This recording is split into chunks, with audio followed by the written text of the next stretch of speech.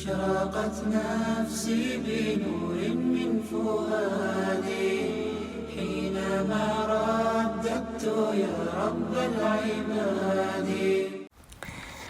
أعوذ بالله من الشيطان الرجيم. بسم الله الرحمن الرحيم. الحمد لله رب العالمين والصلاة والسلام على أشرف الأنبياء والمرسلين نبينا محمد صلى الله عليه وسلم وعلى آله وصحبه أجمعين. رب اشرح لي صدري ويسر لي أمري واحلل عقدة من لساني يفقه قولي.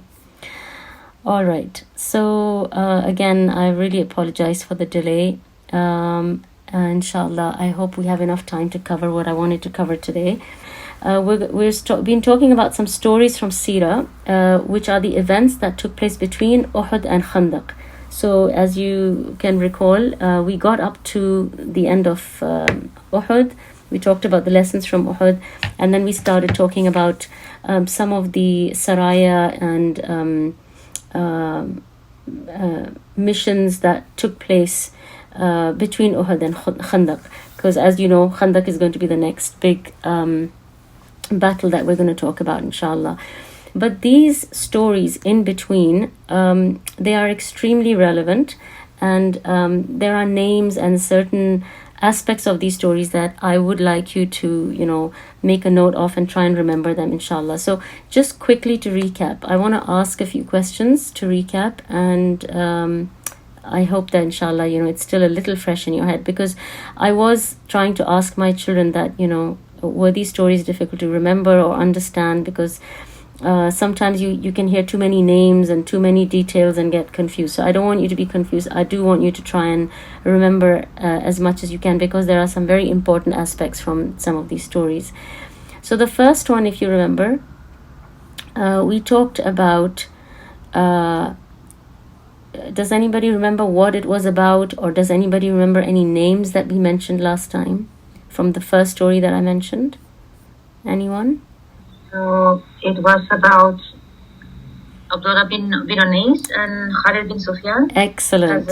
Yes, very good. So we talked about the assassination of a chief of a tribe, and the tribe was called Al-Hudayl, and Khalid bin Sufyan was the leader of this tribe. And as we said, that after Uhud, it's almost like the Muslims became piecemeal for all the other surrounding tribes, and they thought that, okay, the Muslims have been defeated at Uhud, and now we can all one by one go and try and attack the Muslims and try and get rid of this upcoming force in this region. And so different people are trying different things. So Hudayl was one of these tribes who was trying to gather troops to go and attack the Prophet ﷺ. So what the Prophet ﷺ does is, if you remember from the story, is he appoints a man whose name is Abdullah bin Unais. And Abdullah bin Unais is appointed to assassinate the leader of this tribe. And this assassination is strategic. At the same time, it is very merciful, because the Prophet ﷺ is trying to avoid unnecessary bloodshed and loss of life, because this man, Khalid bin Sufyan, is the instigator of this mission where he wants to go and fight with the Prophet ﷺ and have a it's going to be a full-blown, you could say, like a battle, right?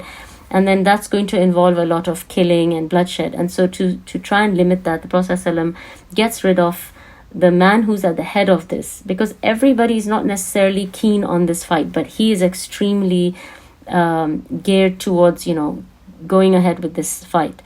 So Abdullah bin Unais, who's from the tribe of Juhayna, he is appointed to go and assassinate this man. Does anybody remember any interesting aspects of the story? Anything that you can recall? Because there was some things which are unique and which stand out in the story where Abdullah bin Unais goes to assassinate Khalid bin Sufyan. Anyone? He was praying Asr while he was walking towards him. Excellent. So he prayed with his eyes. Excellent. So we talked about how the Salah was so central and it was such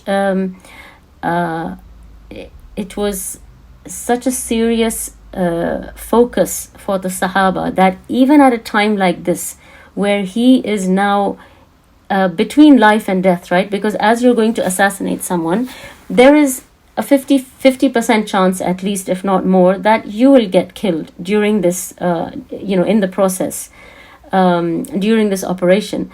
And so, despite the situation, despite the tenacity or the seriousness and, the whatever the situation involves, the thing on his mind is his Asr Salah, and he's about to miss that. So he's thinking, how should I do that? And he prays it as he's walking towards Khalid bin Sufyan, and he just prays with his eyes, because obviously if he prays openly, he will be spotted, and he can't afford to do that, right? Because he's here on a mission.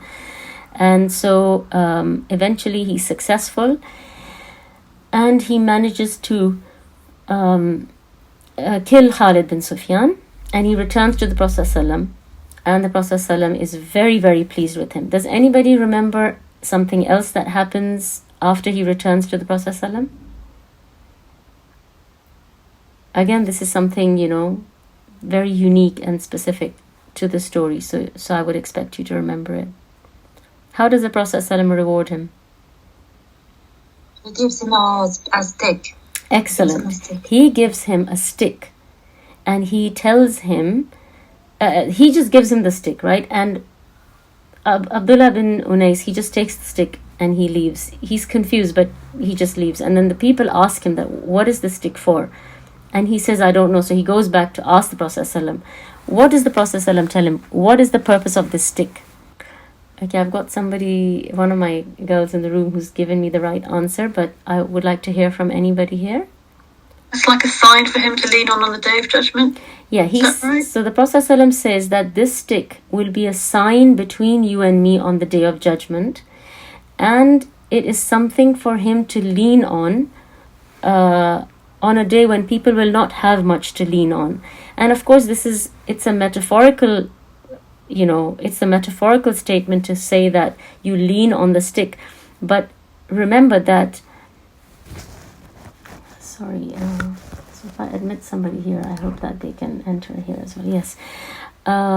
So it's a metaphorical statement to say that this is for somebody to lean on, but also this stick represents his actions, right? He was given a task by Rasulullah sallallahu alaihi wasallam, and he fulfilled that task. And you can imagine this is his mountain of good deeds that he will have the opportunity to lean on that day, on the Day of Judgment. And how does he treat the stick? Anyone? What does he do with the stick? So he ties the stick to his sword, and he requests to be buried with it when he dies, and that is what is done. So when he dies and he's buried, he is buried along with the stick, and he's shrouded with that stick next to him, because he wants to be resurrected with the stick, as the Prophet ﷺ said that this will be a sign between you and me. So these are just some important aspects of this story that I wanted you to remember. The next story that I told you about the 10 men that are sent on a mission by the Prophet ﷺ is actually, according to some reports, connected to the assassination of Khalid bin Sufyan. So it is connected to the story. And so basically the tribe of Khalid bin Sufyan decides to avenge his assassination by feigning a situation where the Prophet ﷺ has to send some of his men out. And so they say that that there is a certain area which is in need of du'at. And so the Prophet ﷺ is requested to send men to do da'wah to this area. And this is not correct. And like I said, it's a plot to try and avenge the death of their chief. And so these 10 men are sent on a mission by the Prophet ﷺ. And when they reach a certain well called Bir al-Raji, they are ambushed by 100 archers. So that's 10 of them against 100 archers. And so they flee to the surrounding hills and rocks and take shelter there. And the archers that have surrounded them, they tell them to come down, and they say, we pledge that we will not kill you, and we're giving you our word. Now this group of 10 men, does anybody remember who it is headed by? Who is the Amir of this group of 10 men? So try and make a note of these names and try and remember them as much as you can. Asim bin Talib. Very good, excellent. Asim bin Thabit. And I will try and post the story on the group as well, inshallah, so you can take your time and read it a few times if you have to. So Asim bin Thabit is the leader of this group, and he says, I do not accept the pledges of mushrikeen. And so he does not agree to surrender, because basically they're saying, just surrender and we won't hurt you, we won't do anything to you. And Asim says, I don't accept that. And so what he does is they decide to fight. And when they fight, of course it's 10 of them against 100 of the mushrikeen, and still you can see what a solid fight they put up, because 7 of them are killed and 3 of them are captured. One of the men who's killed is Asim, who is, one of the who's the Amir of this group, and he had seen what they were doing. They were desecrating the bodies of the other men who they killed, of the other Sahaba that they have killed. And so he sees that they are taking their clothes off, they're mutilating their bodies, and they're doing all of this kind of thing. So he makes a certain dua. Does anybody remember the 2 things that he asks for before he is killed? Again, these are just specific things that I would expect you to remember because they stand out in the story.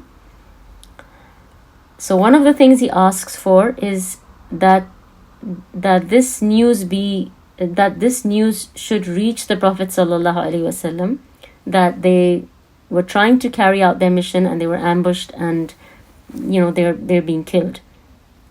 The second thing he asks Allah is that oh Allah, as I fought for your religion when I'm alive, protect my body when I am dead, because he's seen them desecrating the bodies of the Sahaba who have died. So when he dies, or when he is killed, does anybody remember what happens? How does Allah subhanahu wa ta'ala fulfill this request? He sends gasps to surround the... Very good. Excellent. So there's a swarm of wasps that surrounds his body. And so every time they're all interested mostly in his body, and they want to not only take his clothes off, but they want his head. And every time they try and approach him, these wasps are, buzzing around him. So nobody's able to go close to his body because these wasps will sting you. And so they decide to leave him and go back. And they said, we will come back tomorrow to do the necessary. And by that time, these wasps would have, deserted him. And that night, Allah subhanahu wa ta'ala sends a flood, and his body is apparently on top of a hill or a rock, and this flood it takes his body away, and nobody knows where the body goes with that water. And so when they come the following day, Asim bin Thabit's body has disappeared, and so they are not able to do what they wanted to do, which was primarily to take his head. And Allah subhanahu wa ta'ala protects his body just like he had requested. And this is known as a karama. Okay, so when you have things happening that are strange or supernatural, or whatever name you want to give it, when they happen to the Anbiya, it's called a mu'jiza. Okay, it's called a miracle in English, but it's called a mu'jiza in Arabic. But when these kind of strange things happen with us humans, then it is called a karama, which is still it's still like what you would call like a surreal, or it's something that happens which we can't really comprehend, or we don't know how it happened,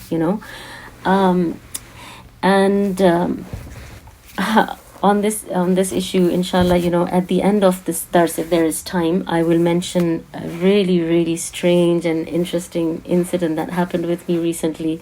And I'm still like, my mind is still blown away. I can't explain it. I don't know how it happened, but it happened. And Allah subhanahu wa ta'ala is ala kulli shayin qadir. So, does anybody remember why they wanted the head of Asim bin Thabit in particular? I think the wife of bin Sufyan wanted to father the head, no? So basically, Asim bin Thabit was responsible for the death of this woman's husband. And what she did is, when he killed her husband, she made an oath. And she said that if I get his skull, I will drink wine in it, and whoever gives me his skull, I will reward him with 100 camels. And so because there was such a huge price on his head, of course people were extremely eager to, his body was worth 100 camels. And so that's why they were so keen and eager to get his head. But they were not able to, because Allah subhanahu wa ta'ala protected him. Okay? So these were some of the important aspects of this story. Now, the three who survived, does anybody remember any of their names? So, was there an Umayyad or Amr, or no. the one who was who did the 2 rakat before he was executed? Yes, that's right. And who was that? I thought it was either an Amr or an Umayyad or something like that. No meme and ra in there. No. So it was Khabbab ibn al-Arat. And I think a lot of people would have heard his name, right? I'm not certain, but I have heard 2 names being used, but I'm quite sure that it was Khabbab, because I have heard Khubayb as well, but I think it was Khabbab. So there was Khabbab, Zayd, and Abdullah ibn Tariq. Now, Abdullah ibn Tariq is the one, if you remember I said that 3 of them were caught, and one of them tried to release his hands, and he tried to put up a fight.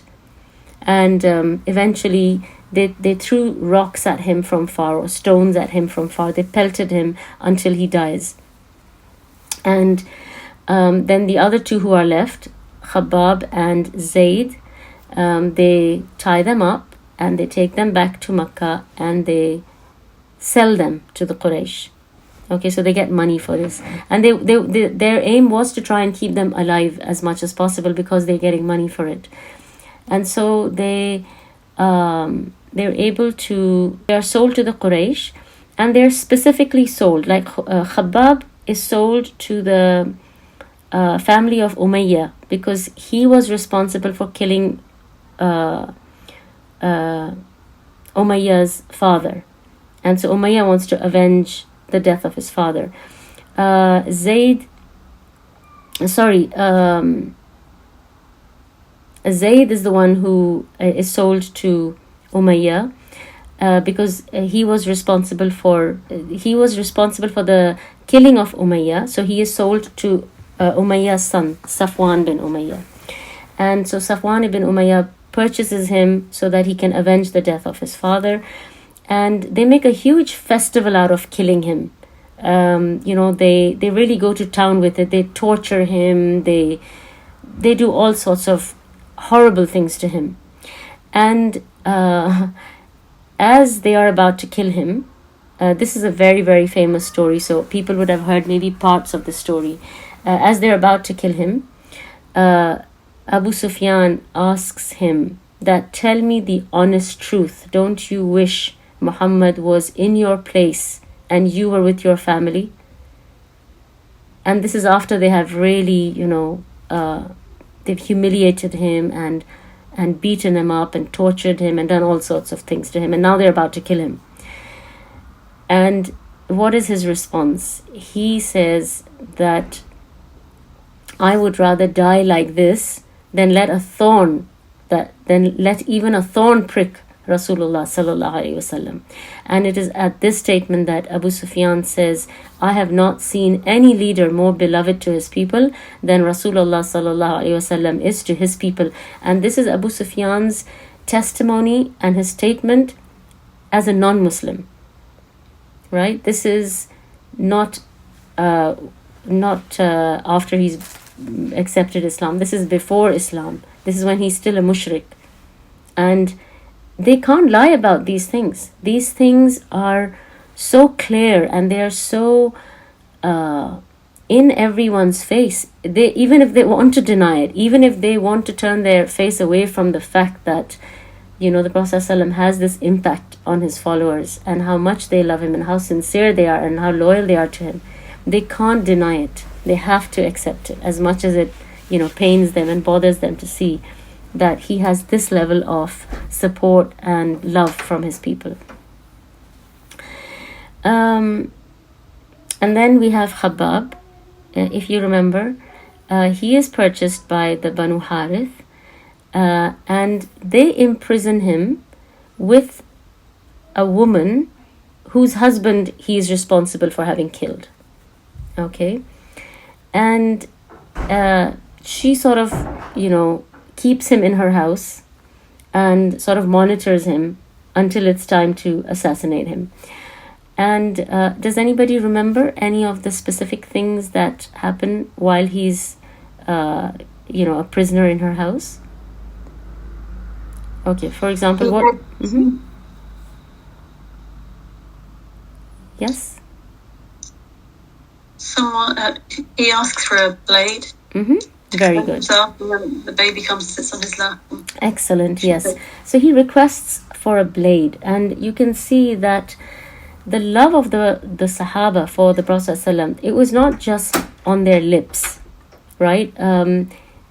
It was easy for them to make claims that they love the Prophet ﷺ, but they lived by his teachings, right? They loved him and they loved his sunnah, and they tried to you could see their love for the Prophet ﷺ in their actions, right? In their life, you could see it.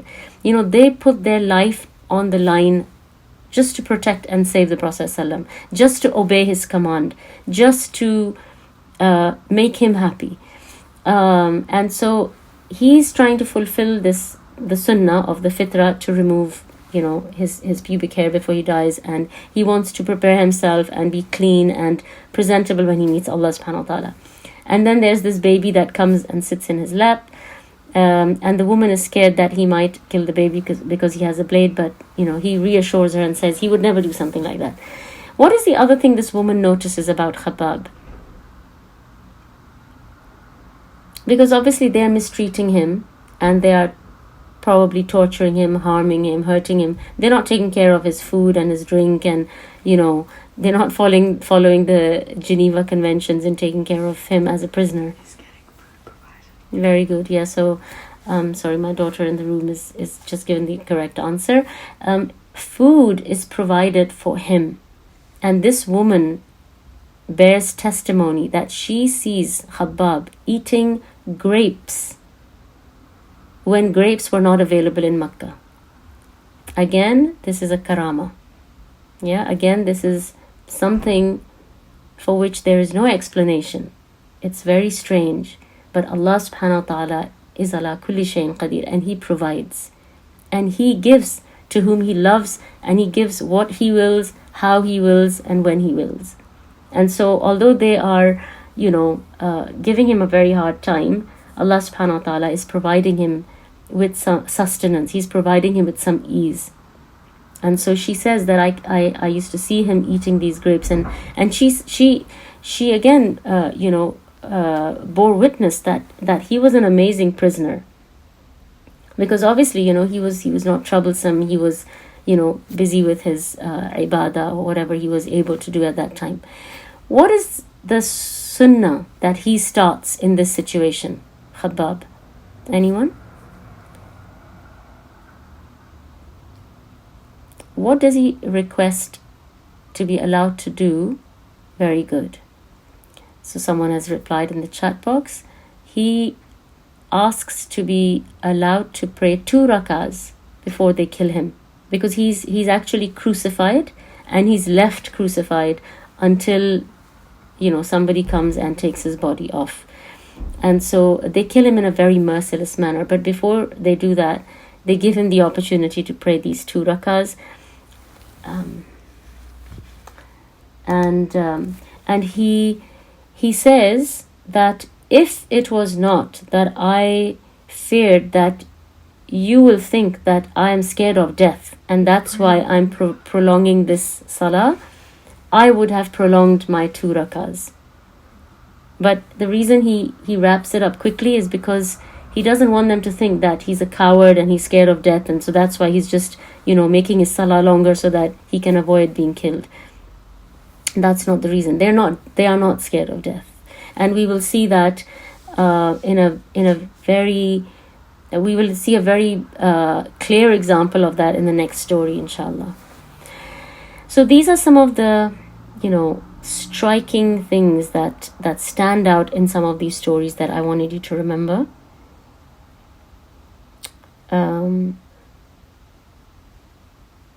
Okay, so he starts off this sunnah of praying 2 rakahs before being killed. Allah subhanahu wa ta'ala protect us all from being in that situation. And so that is the end of these last 3 companions who were captured. So all 10 are eventually killed during this expedition.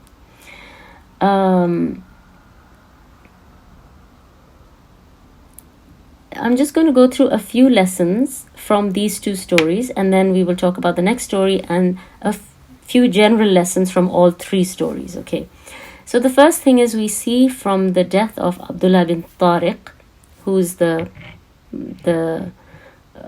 the 3 prisoners that they take, he's the first one to be killed. We see from his actions that it is not considered suicide to do something that will eventually cause someone to kill you. So for example, they tell him, get up, march, sit, stand, and he refuses to comply, right? And in fact, he tries to take a sword out and he tries to fight, and he knows that he's a prisoner right now and they have the upper hand, but he still puts up this fight. And so that is not considered suicide when you try to do what you can, even though you know that it's very likely that the enemy will overwhelm you and they will kill you. But if you are killed by someone else, this is not suicide, even though you are aware that the odds are really against you. Okay? The second thing we learn is that in such situations, it is okay for you to decide whether you want to fight or you want to surrender. Okay? And just it's an individual decision, and it depends on your circumstances. There's no one size fits all. So in some situations you might think this is the best thing to do, in another situation you might consider something else, but it is really up to the person at that time to decide, should we fight or should we surrender?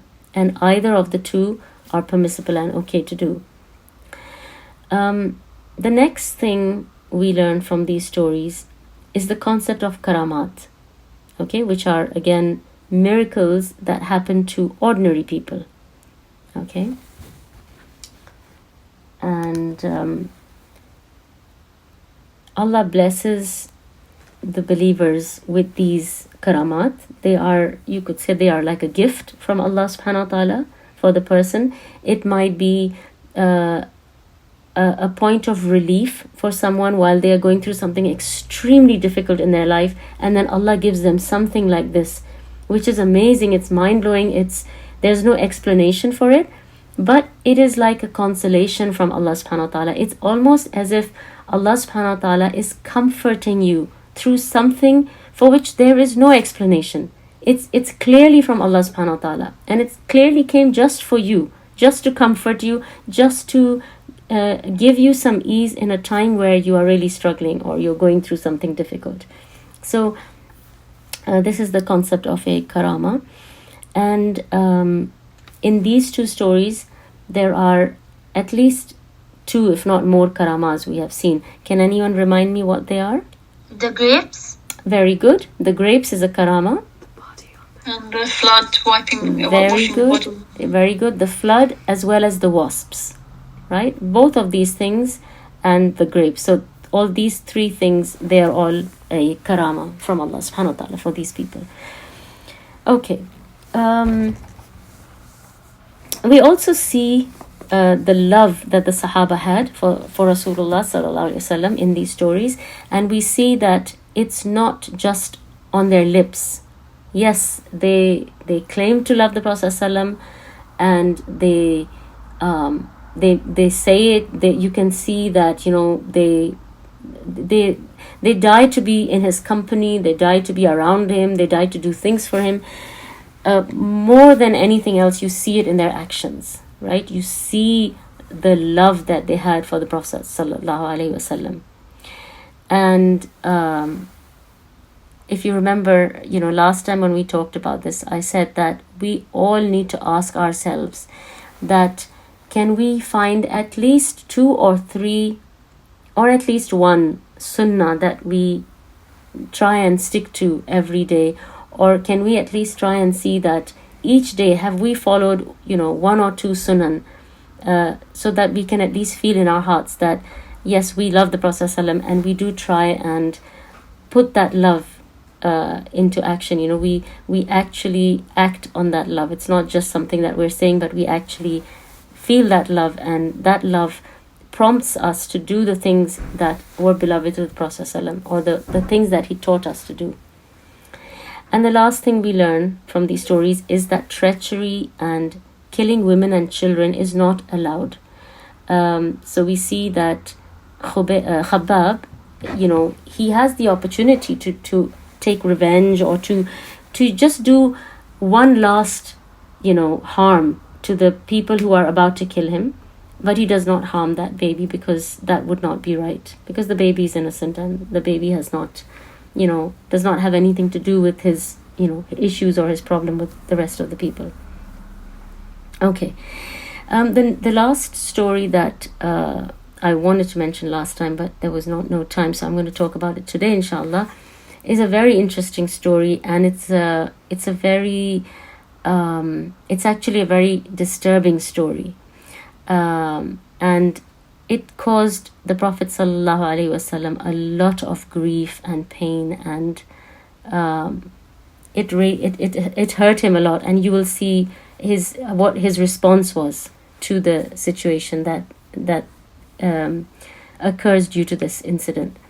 So there is a man called Abul Bara, who is the chief of a tribe in Najd, and he comes down to Medina, and he stays in Medina for a while, and the Prophet ﷺ, he tries to do da'wah to him, but he is he's not convinced, and you know, but he finds Islam very interesting, and so he says to the Prophet ﷺ, as an honest offer, he says that I will grant security to your people if you agree to send a handful of them to my tribe, back to my, you know, where I've come from, and let them teach Islam, you know, to my tribe and to my people. And they will be free to, you know, stay there and teach people Islam and do their dawah, and they will be under my protection. So in those days, just like, you know, today we have the concept of having a visa, right? If you want to go to X country, you need a visa. Either they will give it to you on arrival, or you need to apply for a visa and then you can come. And the visa basically is just an official permission for you to enter, and it's also an official contract between you and that place, that basically it gives you safety, right? So you are not going to be arrested or harmed or hurt because now you have the visa. And so in those days, this was technically, you could say, the visa, right? Where if a chief of a tribe comes and says that this person can come into this town or city and it is under my protection, that is their visa. And all the tribes who are allied with this individual are obliged to give you the same protection.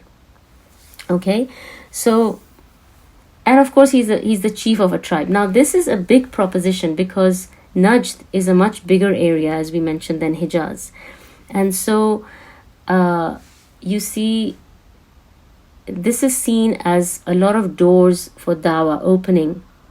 Okay, so these du'at are going to be able to go there and they will get a chance to preach to so many more people and to bring Islam to another region.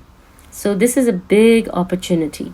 And so the Prophet ﷺ, he agrees, and he selects 70 men from the Ahl Sufa to go and do this dawah in this area of Najd.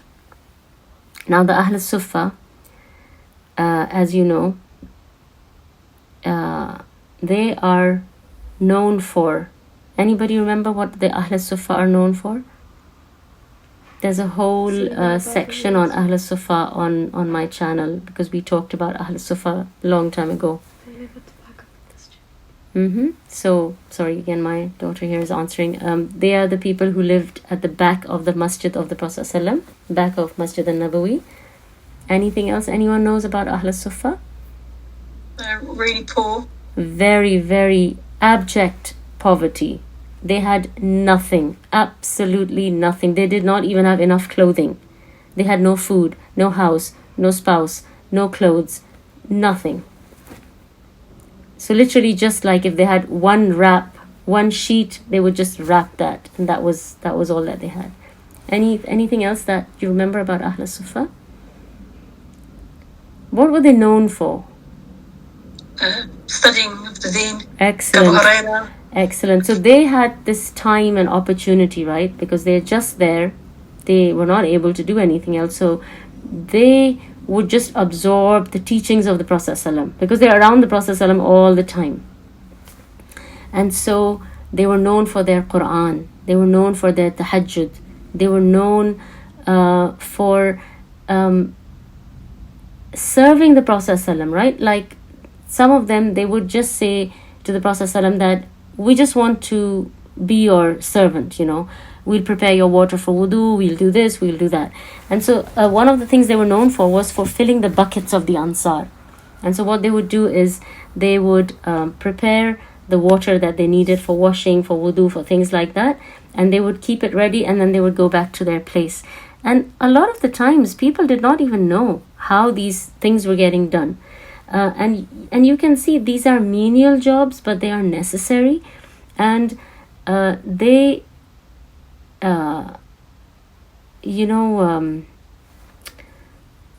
the word I'm trying to think of, resonate sincerity.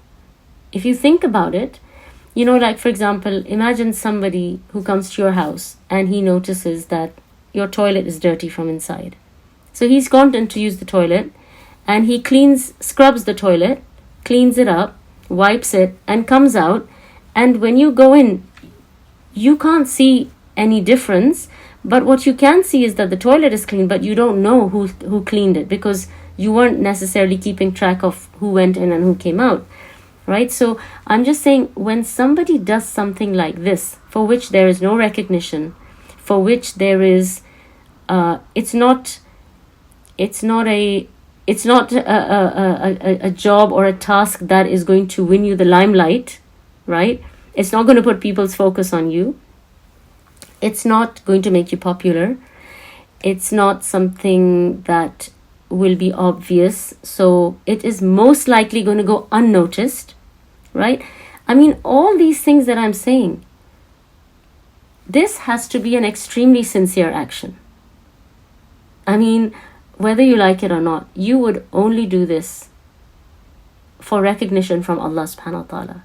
You would only do this because you want to be famous in the heavens amongst the angels, right?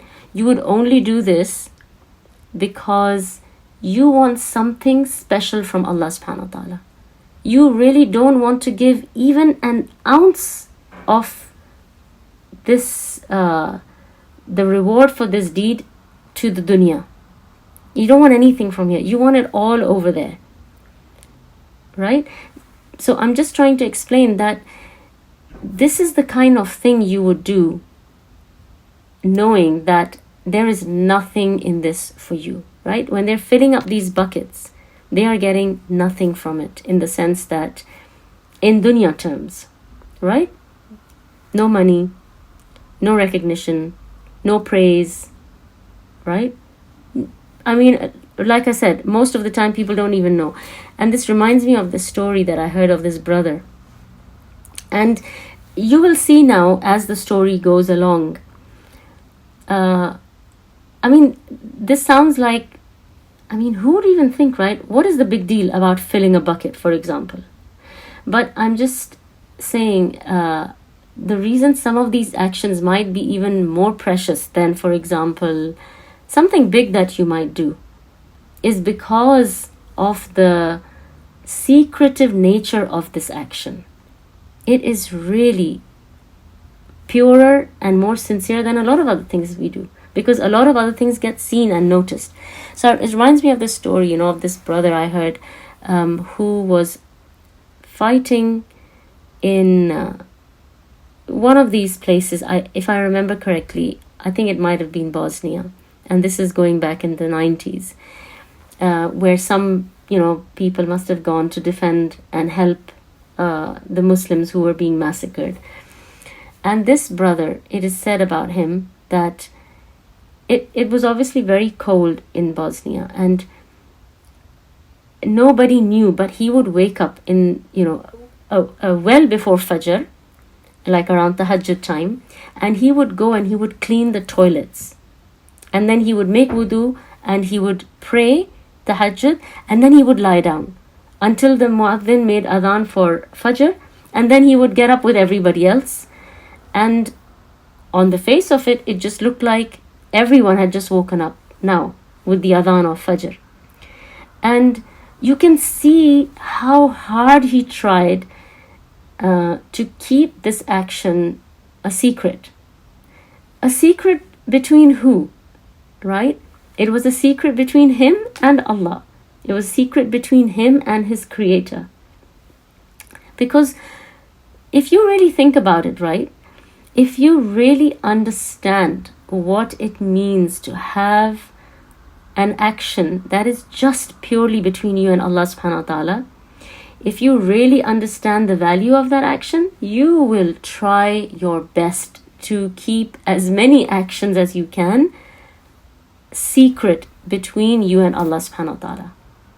Because nothing is as precious as something which is a private thing between you and Allah subhanahu wa ta'ala. When people find out about your good deeds, it does feel nice, right? When somebody says, oh, mashallah, she's this, or she's that, or she did this, or she did that. But then what? It feels nice, people recognize you, people talk about you, people praise you, you get a bit of limelight, you get a bit of, oh, I'm this, I'm that. And then?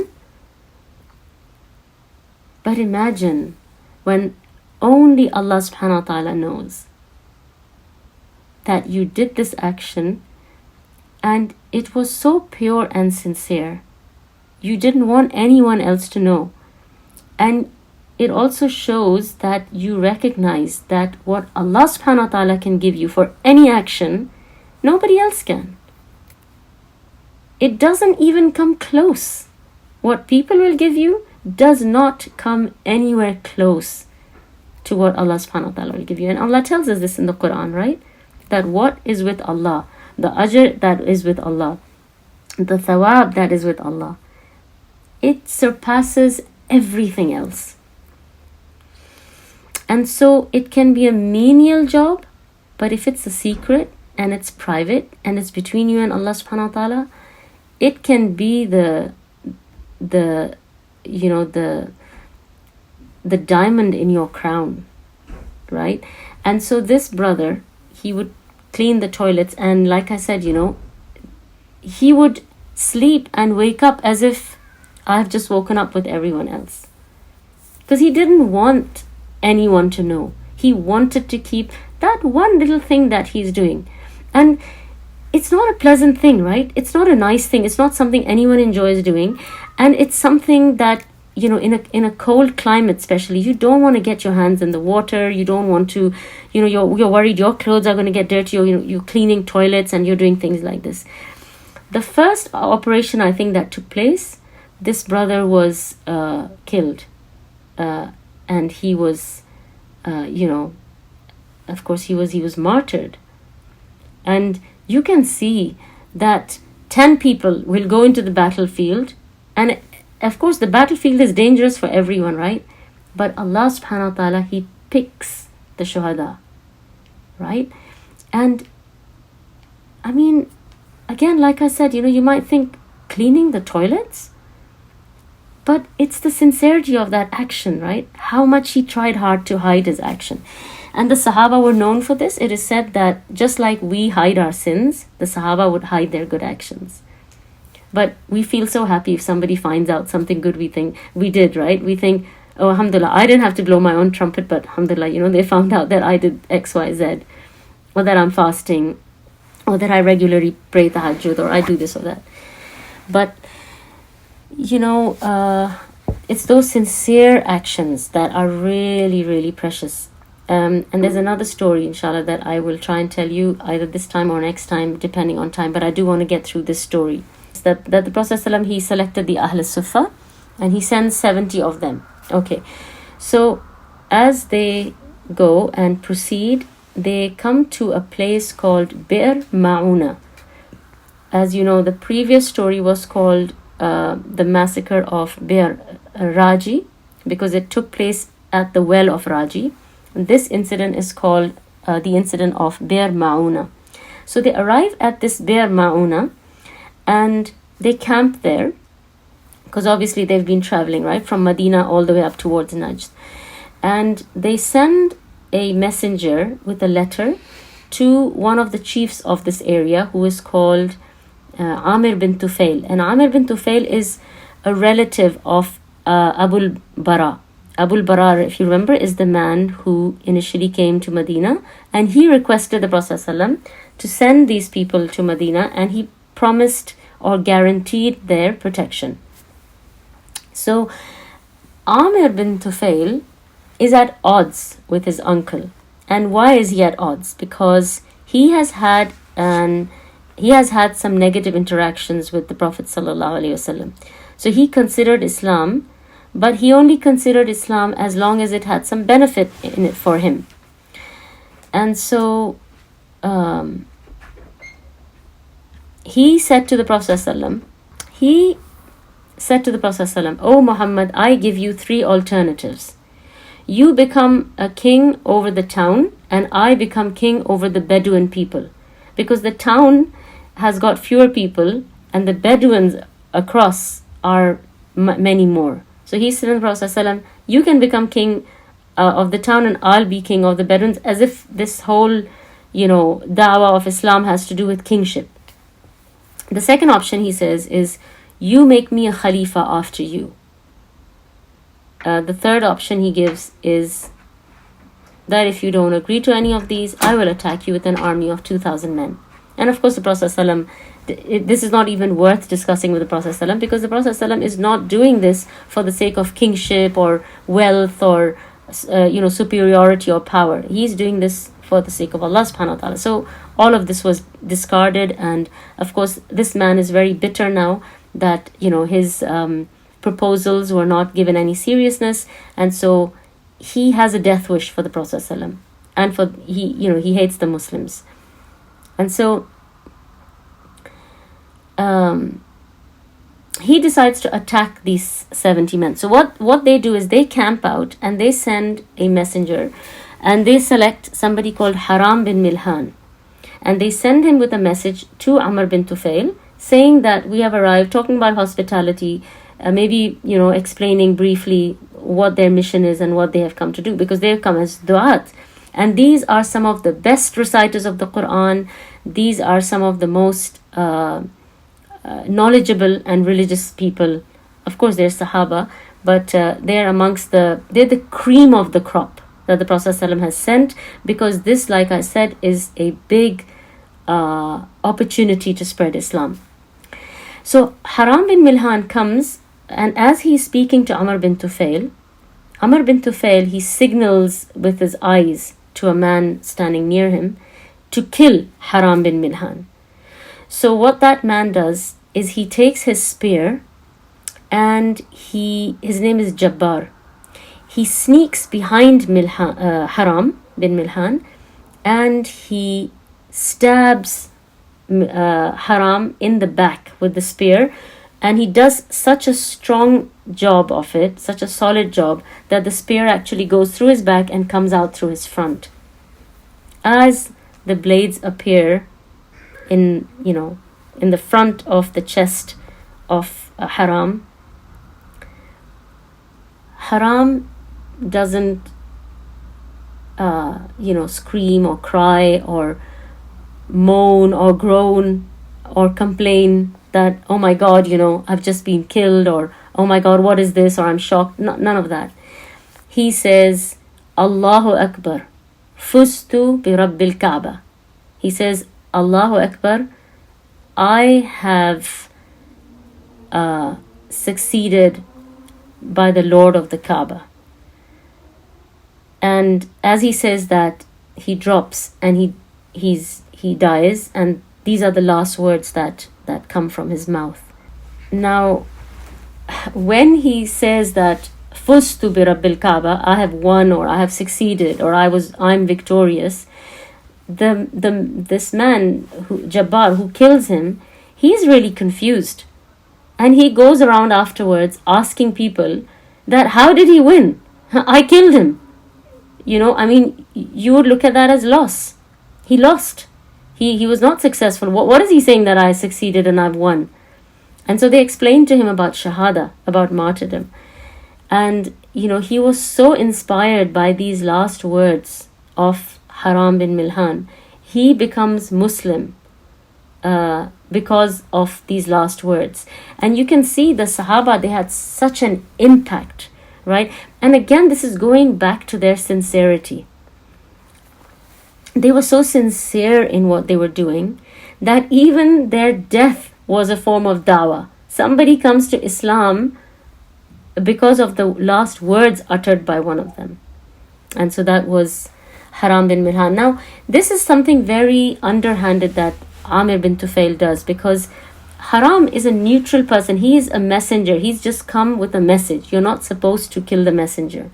But, he knows that he wants to get rid of all of them. And so this is just the starting. Or this is just the beginning. And now he wants to move on and eradicate all 70 of them. So there's 69 of them now. And so he tries to gather forces. So he tries and gathers armies and tribes around him to make as big an army as he can to try and, attack them.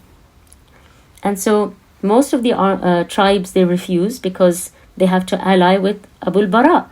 Like I said, they had this understanding that if one person gives protection to someone, then everyone who's allied with them have to, by default, offer that protection. However, there are 3 tribes who agree to, join him in this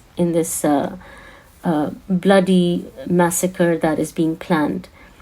And these tribes are Ru'al, Dakhwan, Lihyan, and Asiya.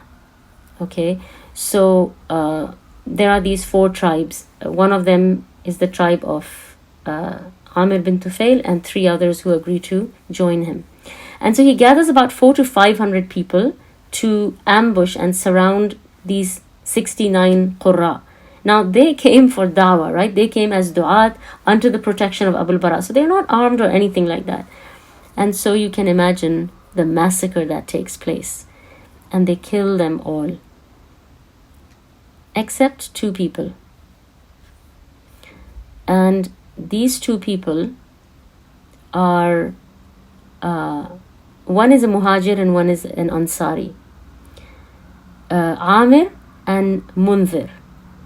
And they were sent for an errand. So that's why they were not in the camp where they had camped out near the Bir Ma'una, where the massacre takes place. They were not there because they were away from the camp doing some errand. When they come back, they can see vultures and they know something has happened. And so they're questioning whether they should even walk into this area because they know something has gone wrong. And so Amir, it's either Amir or Amr, from the Munzir is from the Ansar, and Amr is from the Muhajirin. So Amr says that we should go back to the Prophet ﷺ, inform him what has happened, and bring reinforcements and come back to take revenge or to fight these people who have done this.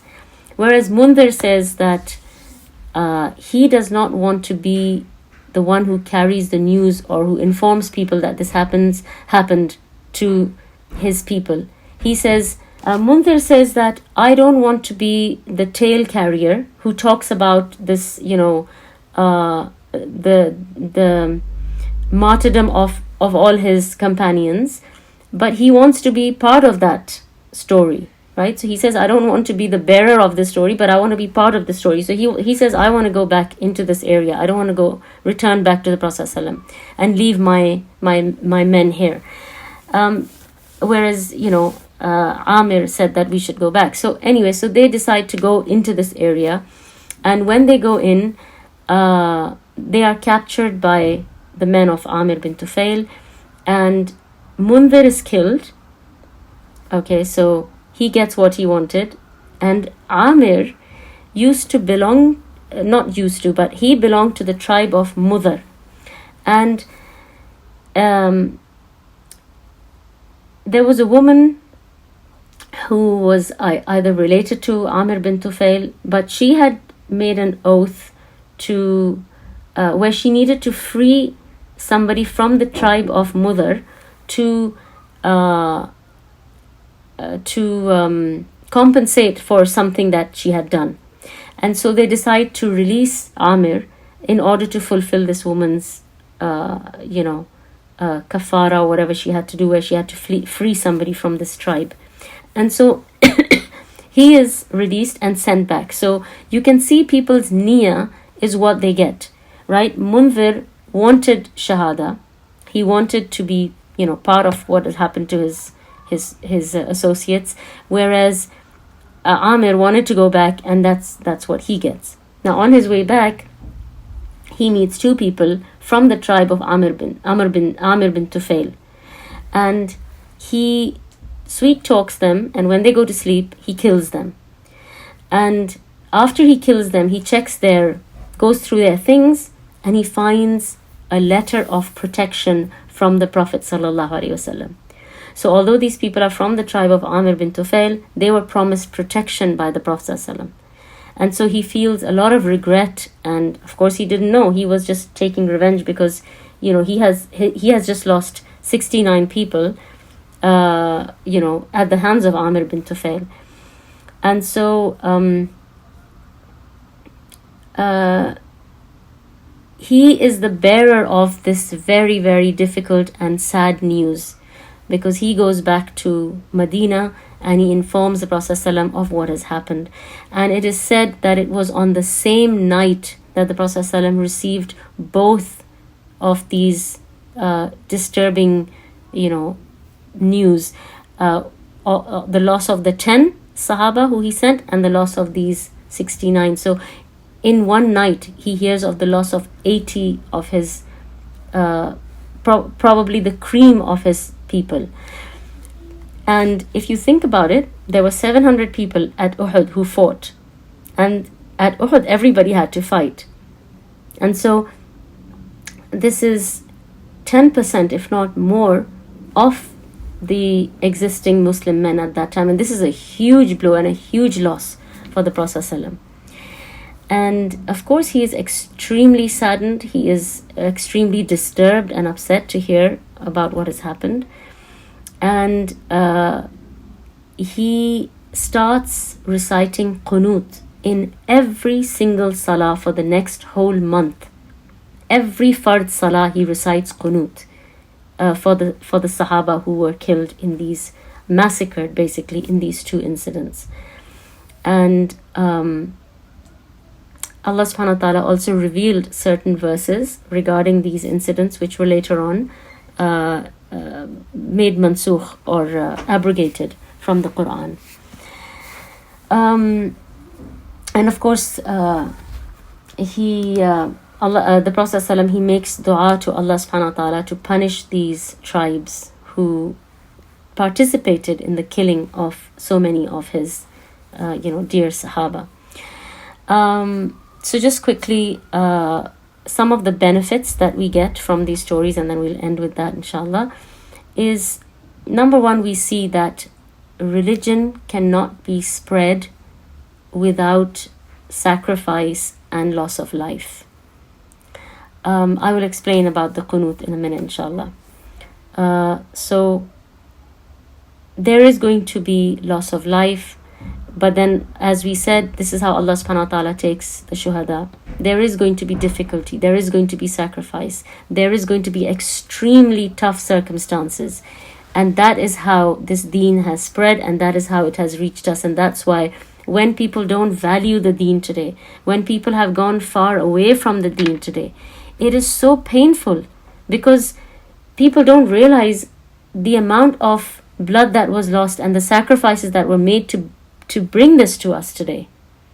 And so if we can just reflect on that, we would at least try and give it that amount of seriousness, to at least give justice to the people who took this trouble to bring the deen to us.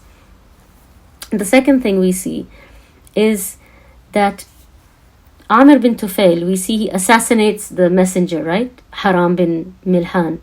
And he's wrong on two places. One is that there's a protection that has been promised for him, so he overlooks that. And secondly, even if there was no protection, he is a messenger, he's a neutral person, and he should have safety. Messengers are supposed to be safe. They are not supposed to be attacked or killed, because they are just neutral people taking a message from one person to another. So on two counts, this is treachery. And we see this treachery, how a kafir does not respect any rules or laws, whereas we see Khabbab, where he could have killed baby, but he doesn't. So you see the difference between a kafir and a believer, and how they respect innocent life and loyalty. Okay. The third thing that we see is the neglected sunnah of qunut, and what is the time for qunut and how is it supposed to be done. There is differences of opinion, and this is a fiqh issue, so we're not going to get into it, but generally qunut is to be recited at any time that the ummah is suffering or going through a calamity that is affecting the ummah, and it is to be recited in every fard salah, not just in witr or just in a specific salah. And the way it's recited is in the fard salah, in the last rak'ah after ruku. So after you have done the last rak'ah, whether it's Fajr, Dhuhr, Asr, Maghrib, Isha, the last rak'ah of your fard salah, when you come out of ruku, you recite the dua of qunut, and then you go into sajda. And that's the way to recite qunut in the fard salah. The fifth thing that we see is the Prophet ﷺ did not have ilmul ghaib. He was like everybody else. He only had information of things that Allah subhanahu wa ta'ala informed him of. Other than that, he had no information. And that's why he could not foresee that these Sahaba are going into these traps of massacre, right? That all these Sahaba are going to be killed. Otherwise, he would not have sent them. So the Prophet ﷺ did not have foreknowledge of things unless Allah subhanahu wa ta'ala, as a favor, gave him information or informed him of things. So he was a human being like us. He did not know ilmul ghaib, and that's why there were some things that happened to him which were completely out of his control and his knowledge. And the Prophet ﷺ, point number 6 is that he gives blood money for those 2 people who are killed by Amr by mistake, not knowing that the Prophet ﷺ had offered them protection. And this is because the Prophet ﷺ is fair, and even though Amr bin Tufail has wronged his men, but these 2 men did not participate in that. So you cannot punish someone because the leader has made a mistake, especially when these people were not part of that situation. You cannot punish them for it. And at the end, Amr bin Tufail dies a very, very miserable death. He gets leprosy, he becomes delusional, and he becomes lonely because of his leprosy. Everybody leaves him, and he basically becomes like a madman, like a lunatic. And of course the Prophet ﷺ had made dua against him, and he did a very, very he caused the Prophet ﷺ a lot of pain and grief by killing these 70 special men. And so he dies a very, very bad death. And this was the end of Amir bin Tufail. And with that, we come to the end of this section. I was going to tell you something about sincerity, so I just want to tell you quickly. But there was the wife of one of the Khalifas. Her name was Zubaydah. And she was responsible for reopening the well of Zamzam. And after she died, she did a lot of good actions, right? Along with this, opening the well of Zamzam is a big deed, right? Because now Zamzam has become available for all the Hujjaj. So everyone who drinks Zamzam, she gets the ajr for it. So after she died, somebody saw her in a dream, and they asked her how it is and how she is. And she said that it was not the opening of the well of Zamzam that has helped me in my grave, but it is the 2 rakahs that I used to make in the middle of the night that are helping me now. Why do you think? What is the difference between the opening of the well and the 2 rakahs that she's making? No one saw those 2 rakahs. Anyone? Those are just between her and Allah. Exactly. Exactly. This is the difference between anything you do that is just between you and Allah. And the reason I'm encouraging you to keep it a secret is because, like I said, it just helps with the sincerity, right? It could be the most menial thing you do. It could be a 50 halala that you give to someone.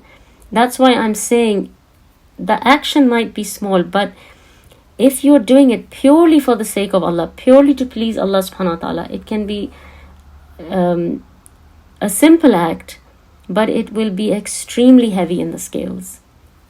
And that sincerity cannot be matched against anything else.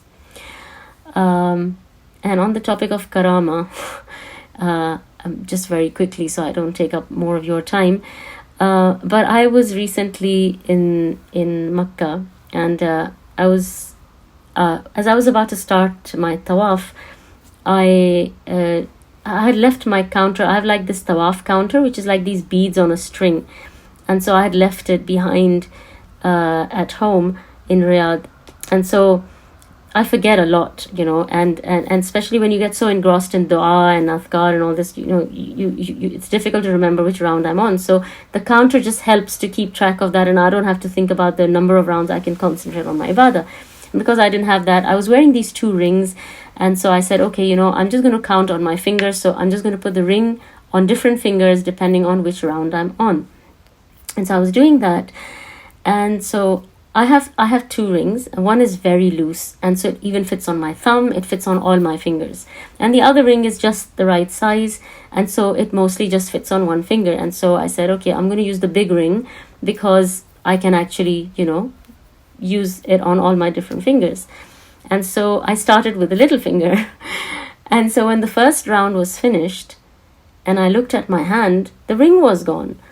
And I realized that the ring is so big obviously I would have, it would have slipped off, and the mataf was really, really crowded. And so I said, oh, it's just slipped off and I haven't even realized, and it's fallen somewhere. So my daughter was with me, and we said, okay, since we hadn't really moved around too much, we were in the same sort of like, circuit. We said, as we walk for the second round, we'll just keep our eyes down and see, maybe, you might find it. So I made dua to Allah, and I made the dua for istirja, inna lillahi wa inna ilayhi raji'un. And I, asked Allah to please find me the ring. And I said, Allah, I am too weak and too incapable, and this place is so crowded, and this is just a little ring and the mataf is packed.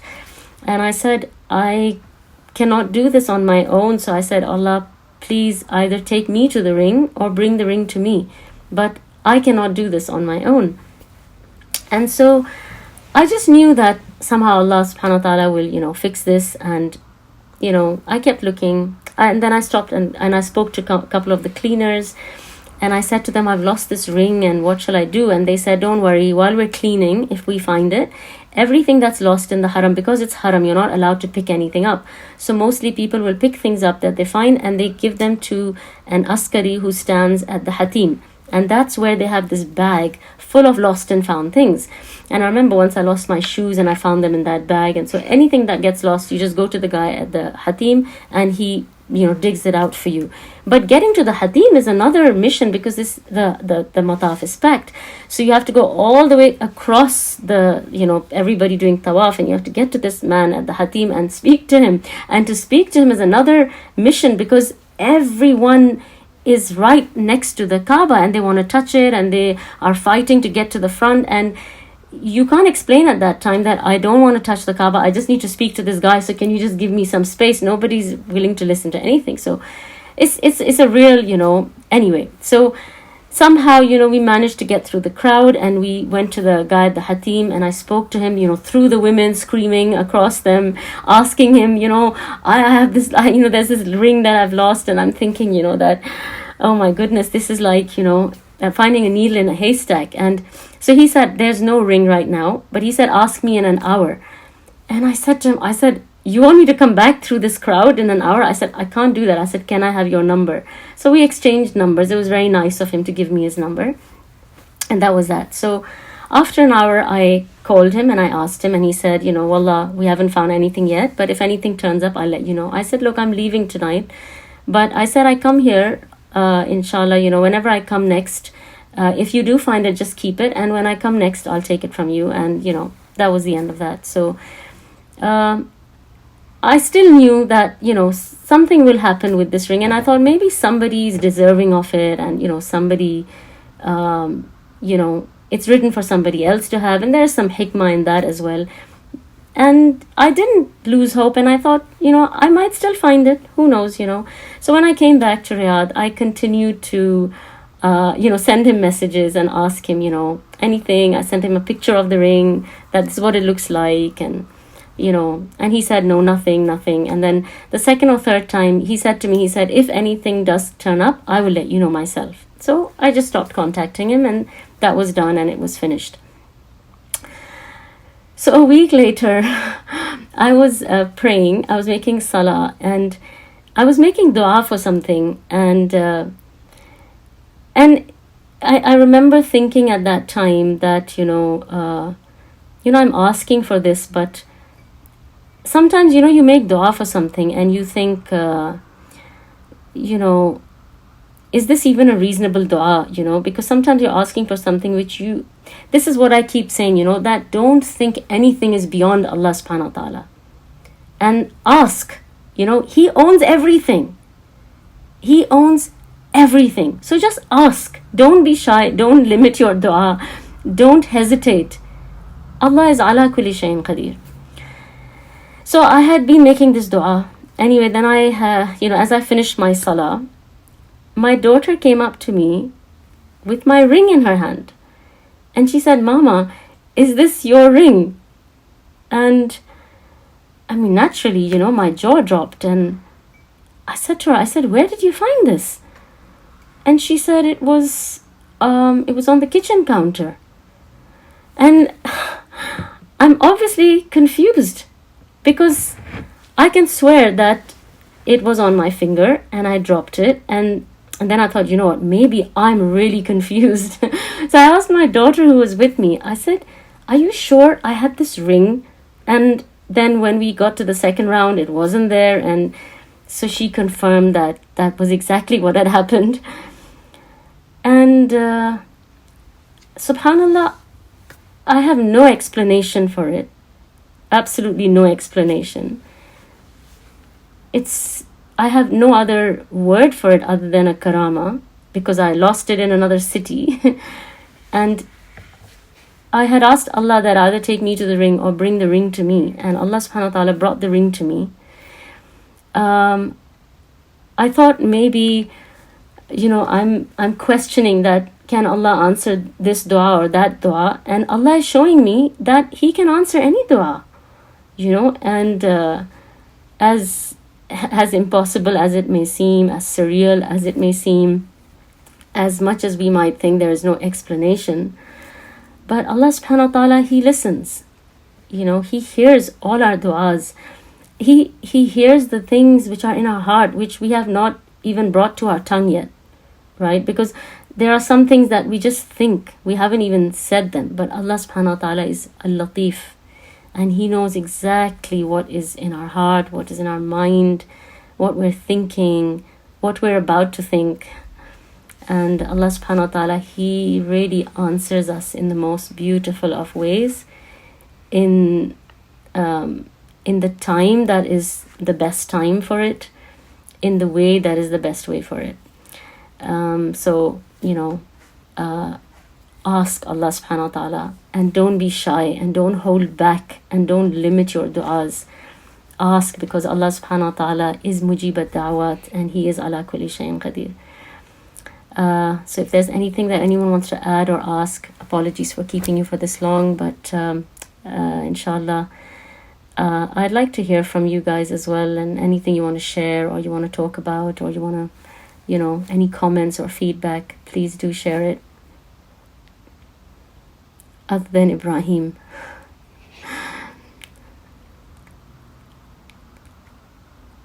Assalamu alaikum. Jazakallahu Khairan for sharing that story. I was just thinking that sometimes when we talk about mu'jiza and karama, we think that it happened in the past and it can't happen now. But this really brings it to life, subhanAllah, that this is happening now. Yeah. It can happen even now. Yeah.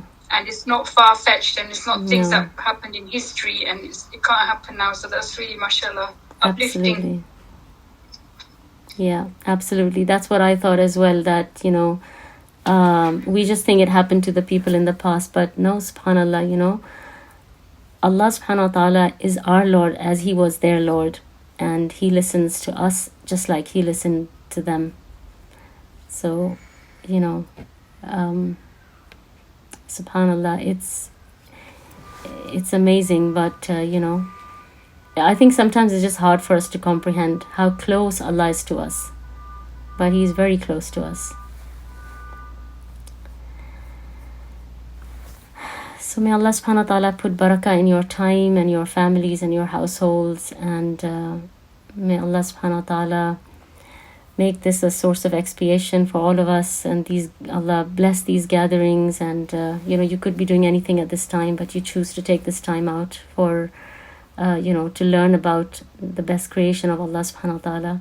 So I hope Allah puts barakah in our time and in our households, makes this a source of maghfirah for us all, inshallah. So inshallah, next week I think I will see you with the hadith before I continue with the events between Uhud and Khandaq, so that we can alternate, inshallah, and cover more hadith as well. If there's nothing else, I will let you all go. Jazakallahu Khairan for making time for this and joining us. And it's always lovely to see all your names, each and every one of you. So Jazakallahu Khairan. And inshallah, I will see you again next week. And I really apologize for the delay with all this, technology messing us around and going up and down with, the link not being able to be sent. But inshallah, I will see you all next week, inshallah. وسبحانك اللهم وبحمدك أشهد أن لا إله إلا أنت أستغفرك وأتوب إليك والسلام عليكم ورحمة الله وبركاته. وآخر دعواهم أن الحمد لله رب العالمين.